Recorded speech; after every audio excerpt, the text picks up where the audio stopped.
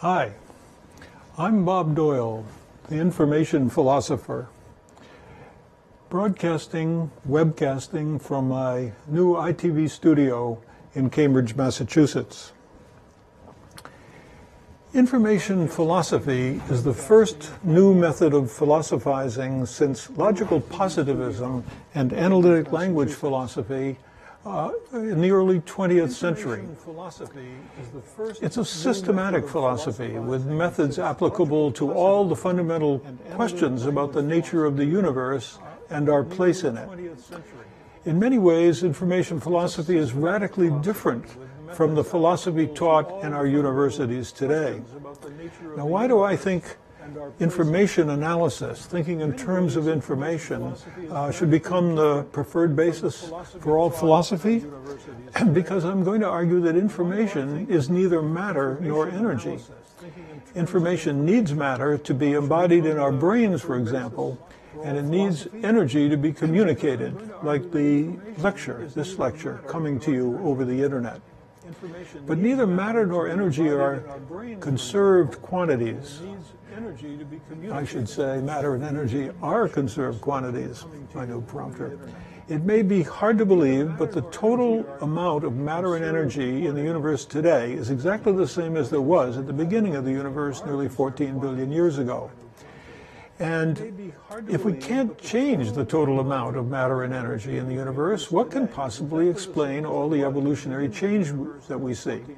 I'll try to show, that the change is the arrangement of the existing matter and energy, the atoms and molecules, into what I call information structures, like the galaxies, the stars, and the planets, which were first to form in the universe.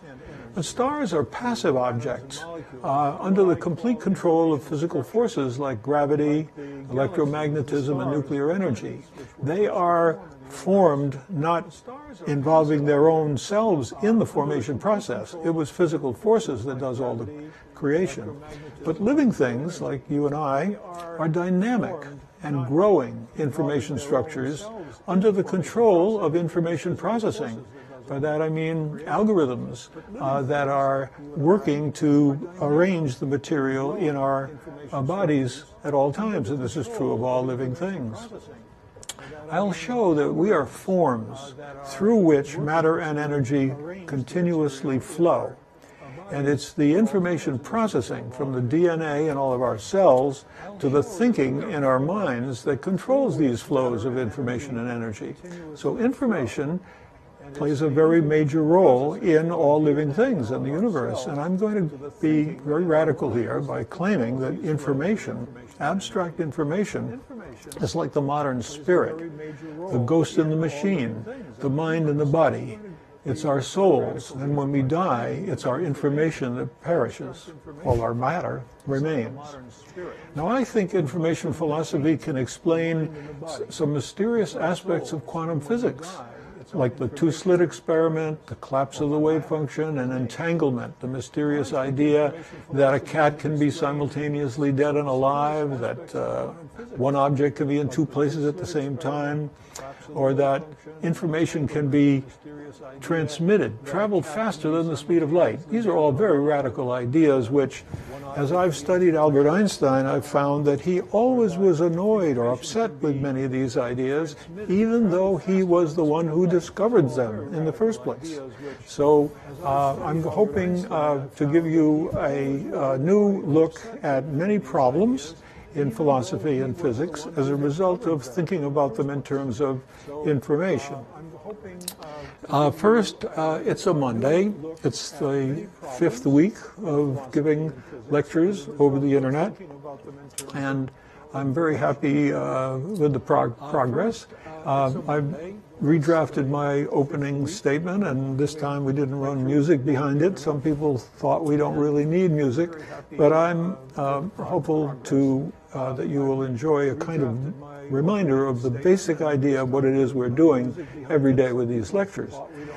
Monday, we take our lectures from the book, Great Problems in Philosophy and Physics, and I want to remind you that the book is, although it's in Harvard Bookstore and Amazon, it's available to you free on my website, where you can download it as a PBS, as a PDF. Let's see if they're here, and switch to this view for a moment. So here are my first 3 books. I'm in the middle of working on the 4th book on Albert Einstein, and I'm finally getting around to writing something on that book at the moment. So let me come back here. I've chosen from Great Problems this. Let's take a quick look at the book and show you that I've decided that we'll take as our topic today the subject of epistemology, which is a fairly deep and original subject in philosophy. It goes way back, although its name doesn't go back that far. The name of it was actually, I think, invented only in the 19th century. But it was always known as the problem of knowledge, okay? The problem of knowledge is that how do we know what there is? You could actually say, how do we know anything? As I think I have on my screen behind me, what we're looking at here is my new blog, the i5 blog, at i-phi.org. And today, December 18th, we've got this blog title and an introductory description, which, if you can read that, let's see, I can take that here.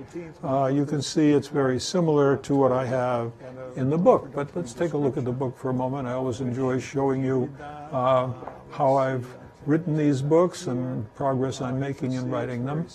So I'm arguing that immaterial information provides a new ground for epistemology, the theory of knowledge or the problem of knowledge. We know something, I will argue, about the things themselves, as Kant called them. And you'll recall that Kant was worrying about whether or not we had access to the things in the world, objects in the world. Previous philosophers in England, especially David Hume, John Locke, and some of the empiricists, made the argument that when we know something, we're getting knowledge from our perceptions of the things in the world. But their argument went, well, our perceptions are not necessarily certain, not necessarily perfect. There's plenty of cases where human perception is erroneous, mistaken. We may be hallucinating. We may be dreaming. Our perceptions are through a kind of a haze of the world itself, and maybe we don't get to know what is actually going on with the things themselves. And it was said that the perceptions we get, the sensations of red and similar kind of physiological changes because of light coming to us and telling us that there's a world out there, they were called secondary qualities because they weren't necessarily the qualities in the world itself. Some argued that the color red wasn't in the world, it was a psychological, physiological change in our perception, but it's not clear that the objects themselves in the world had that same redness that we see, that redness might be a subjective quality, whereas there might be behind these subjective qualities objective facts about the world that are called primary qualities. And Kant took this up, and there was a good deal of worry that perhaps our knowledge was limited in some way. It really couldn't get to the things themselves. In post-Kantian years, up into the late 19th and early 20th century, there were people like Edmund Husserl who said, no, we can definitely get to the things themselves. Otherwise, we can't know anything. And this question of knowledge, question of whether we know anything, seems intimately connected with the case for and against knowing something by touching, analyzing, experimenting with the physical objects in the world, namely the matter and energy that I've tried to argue is what is the fundamental furniture of the world, they call it. The world is made up of material objects. And if we don't really get anything but a secondary quality coming from the object, then it raises a problem. It was known in ancient times as skepticism. How could we argue we knew something if we could be wrong about it? And there were those who said, well, we could know nothing. The skeptics really went around making wonderful arguments that prove that we don't know anything. I think I'll touch on some of those as we go into this lecture. But at any rate, in modern times, the idea was, let's limit what we know to what we can observe. Let's limit it to what we can have what's called positive information about. Don't allow any metaphysical information. Don't raise questions about things that cannot be touched and examined empirically. So one of the things that got thrown out, one of the babies that went out with the positivist bathwater was the mind, because who can see anyone's mind? We know about our own mind. We think through what we call introspection, not inspection itself, not really satisfying the empiricist's notion of what it is to really know something and experiment with it. Introspection gives us ideas about what's going on in our so-called mind, but William James wrote a great book on the principles of psychology in which he examined the mind in great detail, and it's a very powerful work, but it was thrown into question by the behaviorists. John Watson in England and B.F. Skinner at Harvard went around saying, no, the mind is just a metaphysical idea. What we have is a brain, and the brain we can observe. He didn't perhaps guess how true that would be as time went on. We now go into our brains, drill into our skulls, examine the brain's activity with MRIs and other methods of getting level of activity that's going on in there, map out the neurons and so forth. So we definitely can observe the brain in a way that we cannot observe the mind. And of course, even if we can introspect and get some subjective personal experience of what goes on in our minds, we can't get into other minds. There's nothing you can see of what's going on in my mind, and so this seems to raise a barrier for understanding what's going on, and it's become a problem in philosophy. Some philosophers argue there is no mind. The mind is an illusion, just like consciousness is an illusion. I can think I am conscious. I can look at others and say, oh, you appear to be conscious, moving around, acting as a conscious being. But philosophers of consciousness, philosophers of mind, like we discussed the work of David Chalmers in our first lecture 4 weeks ago, has posed the question of how do we know that all these other human beings walking around talking don't lack the feelings we have, because feelings, emotions, what are called qualia by earlier philosophers like Quine at Harvard and others, Davidson, how do we know that the other person isn't devoid of feelings? They can, obviously they're sensing things, they're having perceptions, they respond to sounds, they act as if they can read signs like what's written on the board, but maybe, says David Chalmers, maybe everyone is a zombie, he called it, a robot. It's something that robots can do all of these things, can simulate our behaviors and appear to be quite humanoid in the latest kinds of designs we have for robots that are coming around and performing wonderful, thoughtful, supportive tasks for elderly people in nursing situations. Robots are coming to have a very kind of a personality and a supportive role where they seem to be understanding what they need to do, and then they do it. Nevertheless, David Chalmers' idea is, how do we know whether other human beings are not just robots? And the answer comes down in part to how do we know anything? Okay, so that's where we're going with our look into epistemology. Let's come back to the book here and say that I am going to argue as to whether or not we know the things themselves. I'm going to argue that when we discover an isomorphism now is a mapping. It's iso is sort of meaning the same morphism between our ideas, our abstract ideas about, say, a bicycle or something, and the concrete objects in the material world, okay?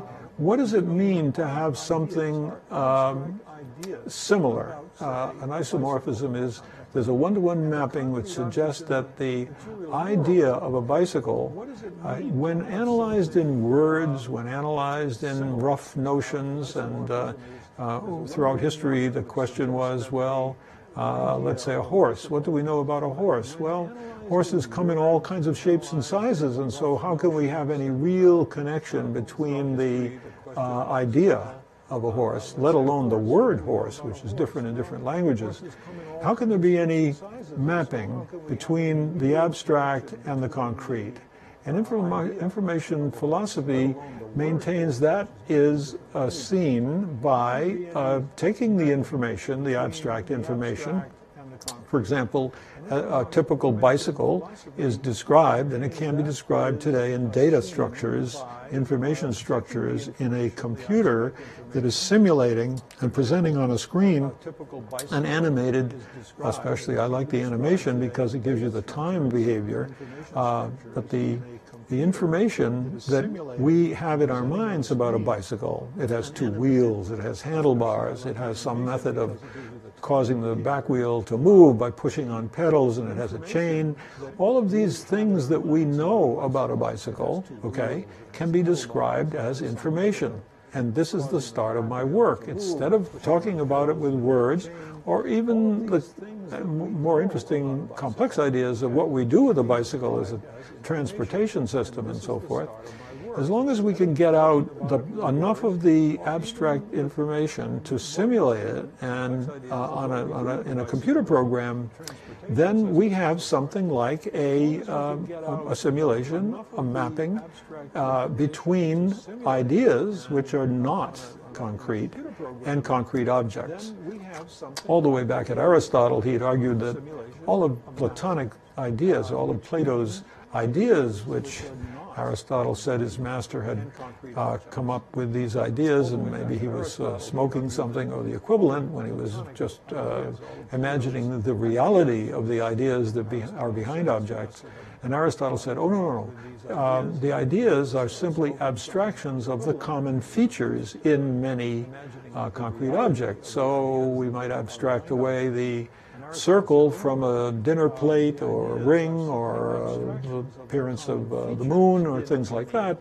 And I think you can see that Aristotle had a much more sensible, commonsensical notion of what an idea was, But today we can go beyond that and say, well, the circularity in several concrete objects is something we can describe with mathematical equations to get really quite sophisticated about it, but with discrete bit-mapped bits and bytes of computer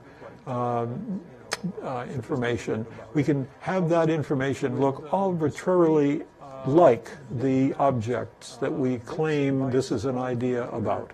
And there is the key idea of information philosophy, because now we're going to go beyond the logical puzzles and the language games of analytic philosophy that got them in so much trouble.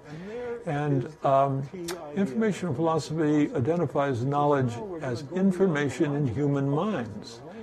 Of course, we're doing a lot of modeling of information in computers, but it always starts, in our case, with information in minds, which sadly, epistemology has argued we can't defend. And information philosophy will go on to defend this idea. And the other location for information in the world is, and a very important one, is to point out all the external artifacts of human culture. So this book is such an artifact. Now, you can't just look at the book and see anything here that gives you knowledge. You've got a long way to go between these words on the page, and understanding the English language is necessary in the case of this book, and then going on to understanding a lot more. So there's a lot of ambiguity in all of the language. But I will argue that when the ambiguity, when the attempt to describe what we know is turned away from just sentences in books, it then becomes much more precise and more powerful, and I believe it can now solve some problems in philosophy. So abstract information, I'm going to argue, is the foundation, the metaphysical ground of both logic and language as means of communication.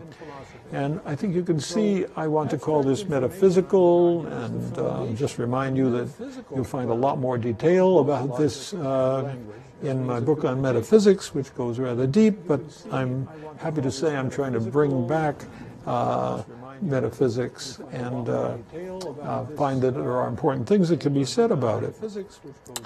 And an important philosophical position is to say that my argument that we've got information, abstract information, ideas on one side and concrete objects on the other, that we've got that this is a well-known thing called a dualism, okay?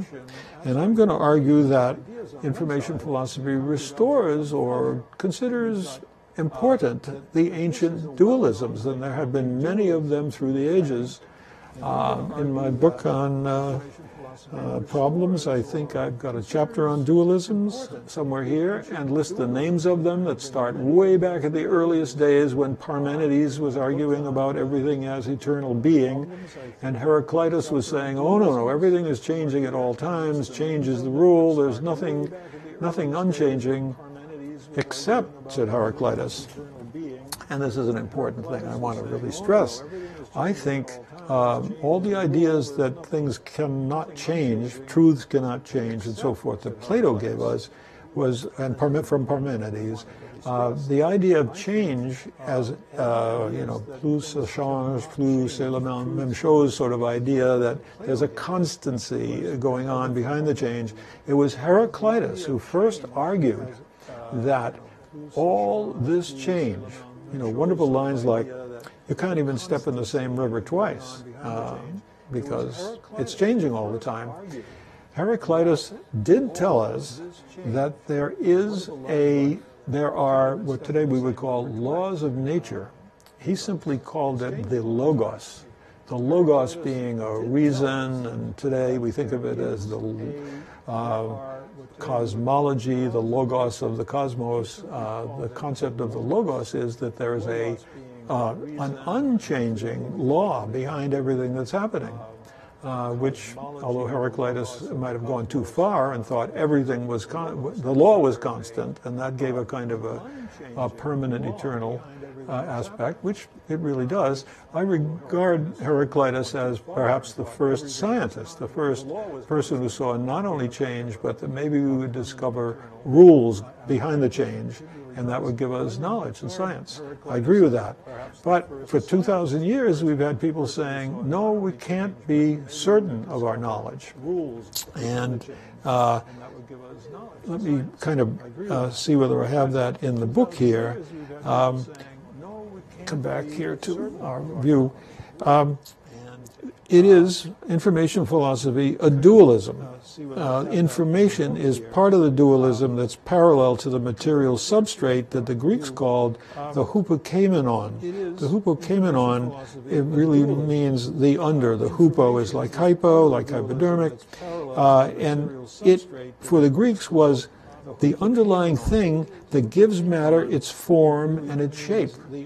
And this is quite wonderful of them to see this, and I've found it in a lot of the arguments between the skeptics and the Stoics about what it was we knew about things, and they distinguish this form and I like to say form informs. When we are informed communication about something, it's the form that's coming across in the communication. We don't communicate objects, material objects, although in some senses perhaps we may do. Now, knowing how we know seems kind of circular, because in human language, or in a set of logical propositions, because often the terms that are the basic concepts, the basic words that we use to express those concepts, are all themselves kind of trapped into the language. Modern postmodernists, post-structuralist thinkers in France, and they're all the rage in the 1980s and 90s in the U.S. universities, and philosophy departments were annoyed at them, but the English departments were telling us that all words are simply trapped in what's called a circle of signifiers. You can't go to a dictionary and look up a word and find anything except other words that are used to define that word, and you go round and around. And that was a criticism. So knowing something about what exists now adds another complex circle if the knowing being must itself be one of the things that exists. And we are in a kind of a difficult position that in order to get to say we have knowledge, we have to do that from inside. We have to be a kind of a participant in the whole operation, and that came to be a large argument in the logical empiricist notion that whether or not we can achieve what was called an Archimedean point, a place to look down on the world as a whole, to look down on all of our attempt to get knowledge together. Is there a privileged position outside of all of this knowledge? Or must we somehow be trapped in our own subjectivity, more or less, that being outside feels like we're being objective observers of what's going on? And modern quantum mechanics has a lot of problems with the question of what status we have when we're trying to understand the world itself, when we have to be participants in the world and don't have any kind of outside looking in view of everything. Now, I will try to show in this section of our book that when we have circular definitions and draw inferences from the whole process, it need not be a vicious circle, as they say. They may simply be a coherent set of ideas that we use to describe ourselves and the external world.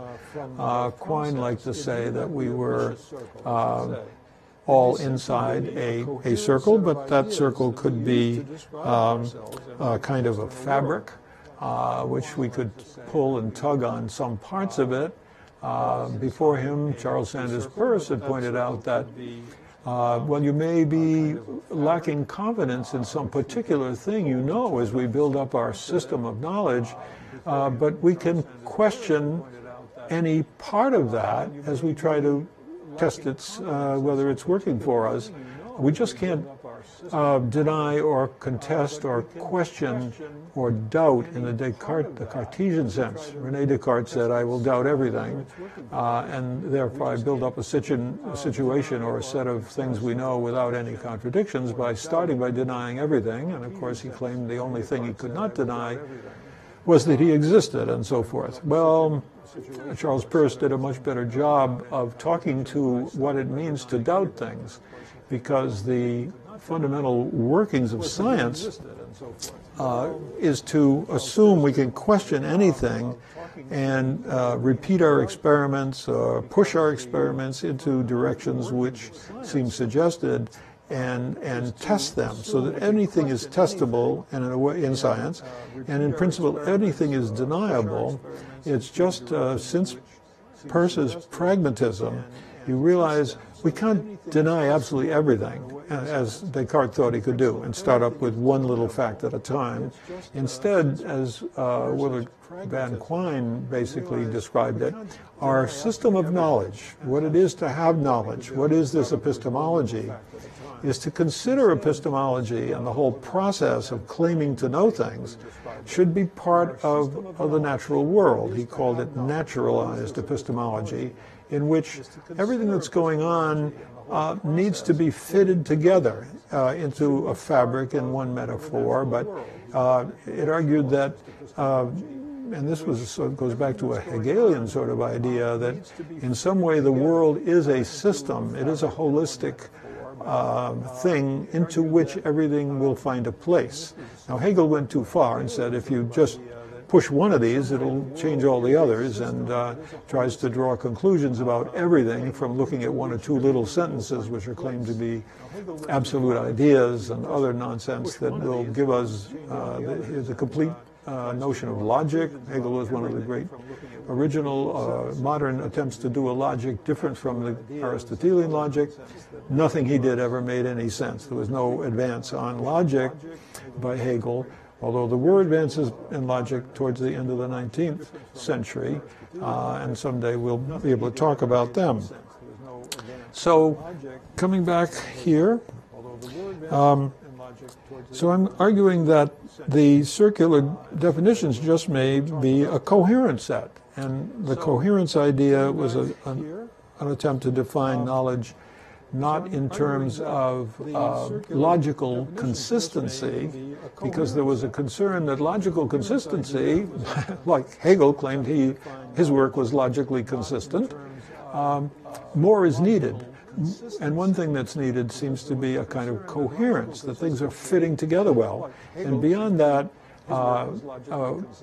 knowledge is sometimes called, what's the word? Corresponding, a kind of correspondence theory of knowledge. And if you go back to what I'm talking about, our abstract information mapping onto the external world of objects, that is the notion of correspondence theory, that there's a nice correspondence between our abstract ideas and the material world. So information philosophy is both a coherence theory and it is a correspondence theory. So what do I say here? If these ideas describe ourselves and the external world, if our descriptions are logically valid, that means we accept the notion that it should be a logical system as well, internally consistent is the way logical philosophers like to talk about that. They, of course, were upset in the early 20th when things like, when certain logical assumptions that were part of Bertrand Russell and Alfred North Whitehead's great work on mathematics and so forth turned out to be questioned, like Gödel's proof that one could not have a completely consistent set of mathematical ideas and so forth. Anyway, if we think we've got a logically valid, as within the limits that Gödel puts on us, and verifiable empirically, that is to say, when we go out and do experiments, they seem to agree with what it is we are describing with our mathematical physical equations and so forth, then we think we are approaching the, quote, truth about things and acquiring what we call knowledge. So, I propose that when we think about all of this that we're doing, how we describe the knowledge to one another, it is, I believe, it is an existing thing in our existent minds and in the existing external world. The answer will be, we can view that if what we have in our minds is an information epistemology, let's call it, okay? Because it's basing everything on this abstract but quantitative notion of information. And that means that not just the information in our minds, where knowledge is just a human thing, but I'm going to argue that information is also encoded in the physical and the biological structures of the world. That is to say, if we think about the external world that we're trying to know something about, and here it's interesting or important to divide it between the purely material and the biological as adding information processing and so forth. If we use information, we are on a more, I believe, a stronger foundation than trying to do it with words alone. So structures in the world build themselves, which is why biology is different, I'm sorry, structures in the external world build themselves following natural laws, like the way gravity pulls together a star or a planet.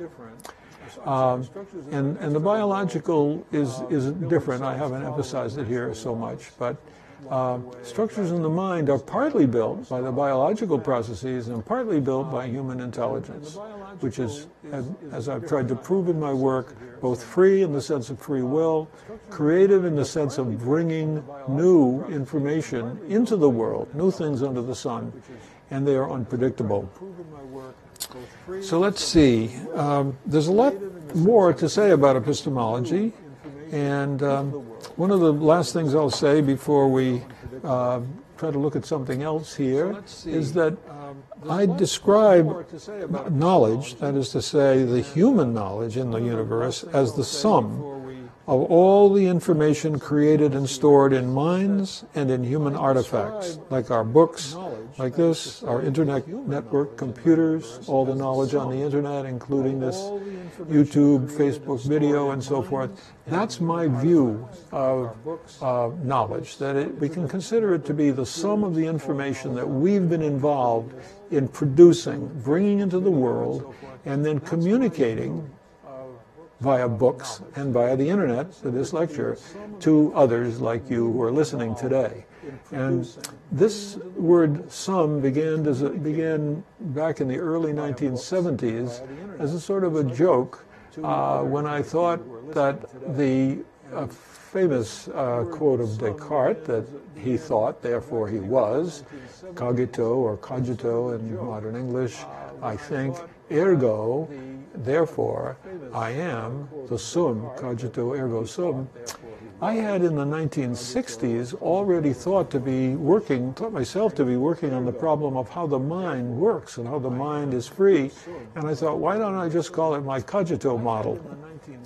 And then I was working on the problem of objective value in the universe, and the problem of objective value is a very important one because many arguments, starting with morality and ethics in human behavior, start with the idea that we need something other than simple facts, knowledge about things. We need values, because say we have freedom, which is what I thought I was arguing with my cogito model, a two-stage model that I've been developing now for decades.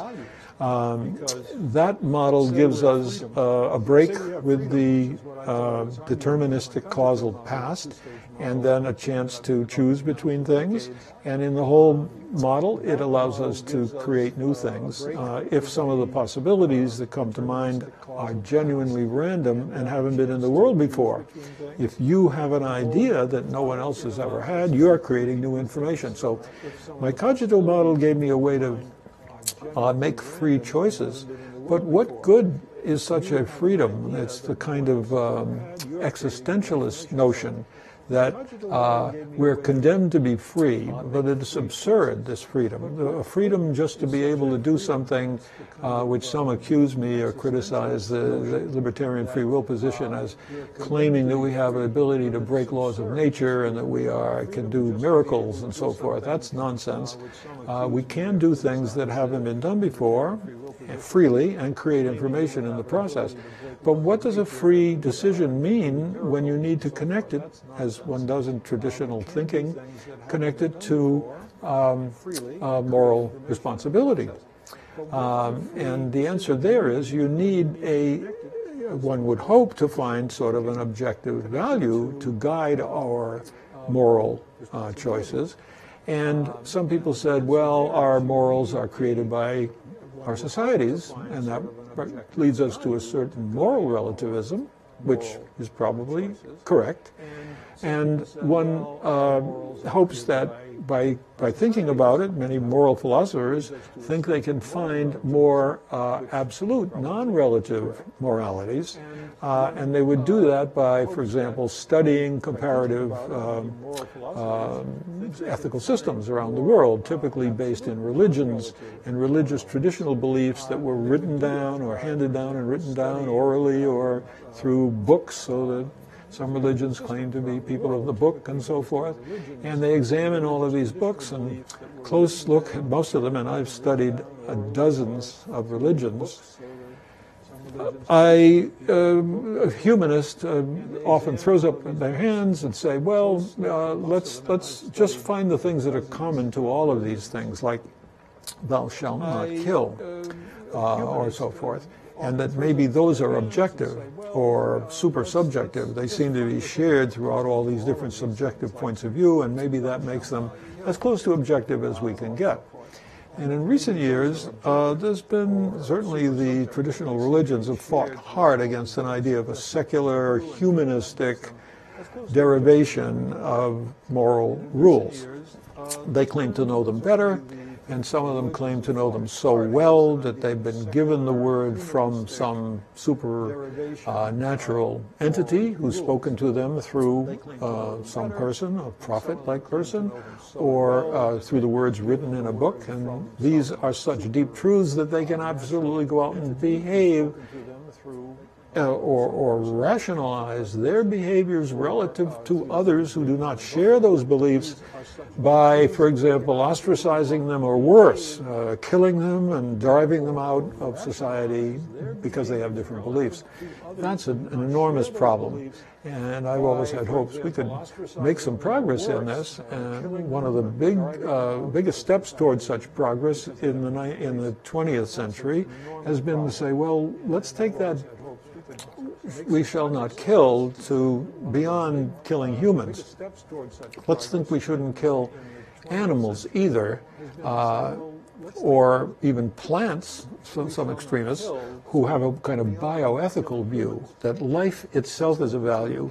And I completely see where they're coming from, and I definitely will explore that whole argument that life is a kind of value. It's a very special kind of value, and especially when we look at how it works, how biology came about, which we will do in this work. And future books beyond my fourth, one will be devoted to biology and how it all came about, and how it all entirely depends on managing information, creating algorithms to manage information in our cells, in our subcellular, marvelous little molecular machines, which are astonishing, incredibly, things that have come about not because there was a programmer writing the algorithms, but because the algorithms evolved to become better. As Dan Dennett discusses a great deal in all his thinking about freedom evolves, and from bacteria to Bach and back. Evolution is the creator of what I regard as these information processes and structures which constitute us living things, even if the material, astronomical, cosmological objects like galaxies and stars and planets do not have any such information processing going on in them. Nevertheless, the cosmological objects are high information structures, and without them, we could not exist. We live on this planet, and we have a supply of energy to go along with the material we consume in order to be living things. We have an energy flow coming from the sun, and so we depend on that, what's called negative entropy. The sun has formed into a wonderful thing which is a source of negative entropy for us. Erwin Schrödinger said we feed on negative entropy, and that's correct. But Schrödinger never wondered or never understood or never explained to us what he did think about where or how the sun came about to be such a providential source of support for all living things. So that's been a large part of my work. Anyway, let's come back to the sum word, which I just added here, and I'm saying my cogito model was a model for human freedom, and then I wanted a model for objective value. But I thought, well, bioethics is a little more broad and objective and outside of humans, so it's preferable to a humanistic, purely system which values human life. But I would like to get outside of bioethics. I would like to get to a way of thinking about value in terms of what is it that is the foundational basis, the sine qua non, you could say, the thing without which we have nothing? And I found that that was the negative entropy in the universe, which lies behind the formation of the galaxies, the stars, planets, even the formation of the original atoms and molecules, which had to radiate away positive entropy for them to form. And I thought, gee, it's too bad entropy is such an important thing that it doesn't have a more interesting name, or a name that has more positive association. Entropy is a product of the second law of thermodynamics, which in chemistry and ordinary uses of thermodynamics and uses of energy to run engines and so forth, entropy is the destructive process that normally, whenever anything happens, at the end of the happening, we're worse off than we were at the beginning, because the second law says the entropy is going up. Anything orderly, or information in my case, is going to be destroyed in this process. The universe is going to lead to a heat death, and it had all sorts of terrible implications. And yet I found that there are a lot of things forming in the universe. Human beings are learning more and more things. I'm hoping to teach many of those things to you. We're building more wonderful things, incredible cities, transportation systems, structures of all kinds. Life is clearly not going in the direction of entropy and destruction, it's going in the direction of something positive and construction, creation. What would I call that thing? So I decided I'd take the middle word in Descartes' famous phrase and say, ergo. That's an interesting word. It's ERG is the word erg, which is the Latin word for action, and we use it for energy. Energi, energeia, the Greek term, was in energy, in action, in motion, and so forth. And so I made ergo a word, a kind of a big word that would cover all the negative entropy in the universe, which is all the galaxies, stars, planets, etc. And then I would make a subset of that negative entropy or information, which is the human knowledge, which is the subject of our study today in epistemology. And I thought, well, I'll call that ergo, because ERG with an O, it might be a little zero. Willard Gibbs, the great American thermodynamicist, one of the world-class figures in thermodynamics, was a professor at Yale who corresponded with everyone in Europe and was well-known in Europe and so forth, and founder of statistical mechanics, which will play a very big role as we go forward in our look at physics. Gibbs called the kind of energy that has available energy in it, the kind of energy like that coming from the sun, which can do work, which can be valuable and useful. He called it G0, Gibbs free energy. Well, I like that a lot, and I thought, well, that little zero on the added on to erg is like ergo, and so there I was with an odd invention of a new term, which I always feel bad about when others are doing it, unless it really does telegraph and contain a lot of information about why we might need a new and better word for a very important concept like negative entropy being a positive thing. Let's call it ergo. And out of that fell the adjective ergodic, which is very interesting because one can sort of anthropomorphize this process going on by which the universe is providing negative entropy, free energy, without which we have nothing. And those who want to say, well, let's imagine that as sort of a divine providence helping us out, we could call it ergod, as in ergodic. And I know I'm playing with words, and I am myself, although I think I know and can teach you over the years I have left, I'd love to teach you on how it is we can describe the creation of the universe, and in turn the creation of life. Enormous, wonderful problems that I've spent a lot of time thinking about and hoping to write about and describe in books and in web pages. If we could describe all of that, that would be a great contribution from information philosophy. Well, we have less than 10 minutes to go, and I wanted to mention some other things to you today. First, my correspondence. Let's see if I can put the my home page up. Yes, this should be out for me to work with. And let's put the, this is a new page on my information philosophy website.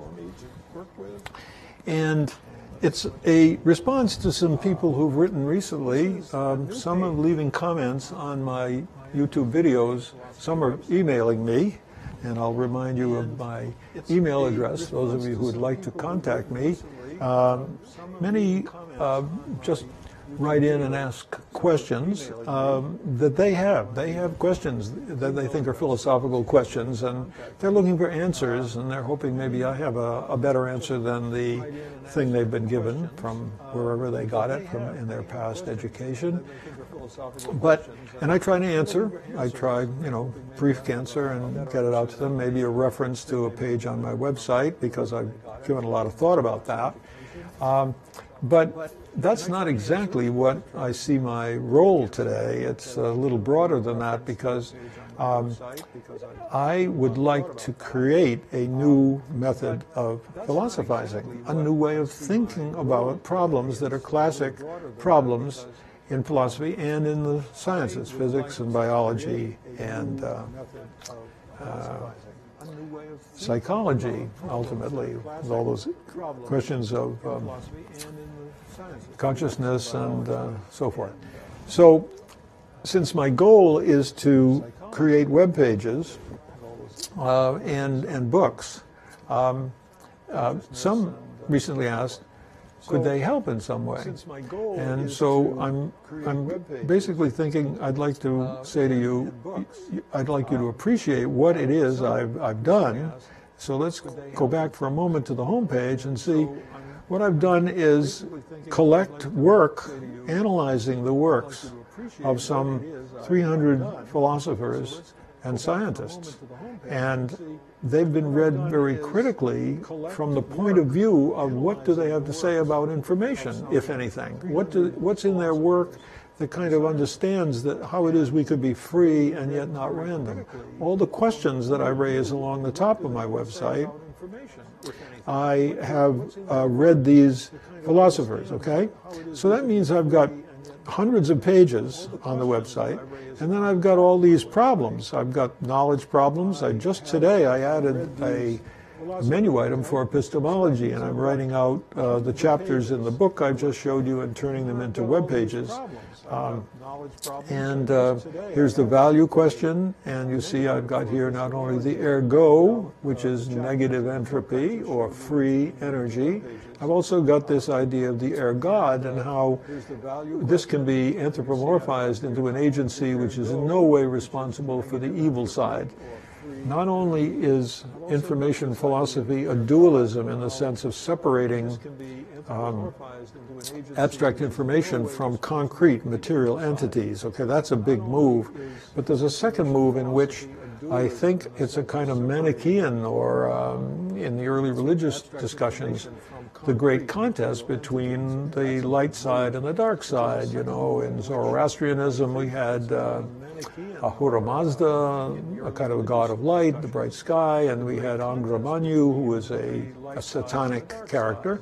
Those are the origins for what are a kind of a god and a Satan in most modern Western religions. The whole Judeo-Christian thinking seems to have brought out of, shall I say, Baghdad or the home of, earlier home of the Zoroastrians. And when Jews were driven out of Israel or Jerusalem in those days, they went to a place where they learned a lot about the religion of, today they're called Parsis in India, they're Zoroastrian, Zarathustra in Nietzsche, and there was a model of a good and evil.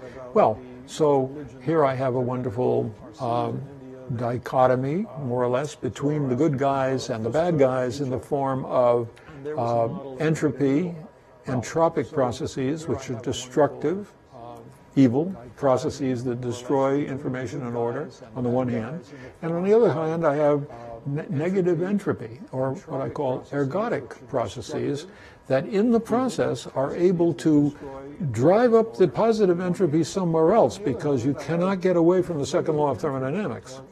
But when the entropy goes up somewhere else, they leave behind a maintainable little system, living things, or a beautiful star or planet, just an inert passive object, but nevertheless clearly one that we can see and realize is different, having its own order, having its own information from the random dust and gas that it might have been. So those are my high-level, probably hubristic claims to give us a story about good and evil, and give a story about the abstract world from the concrete world, and many other aspects that are kind of have dualistic aspects to them.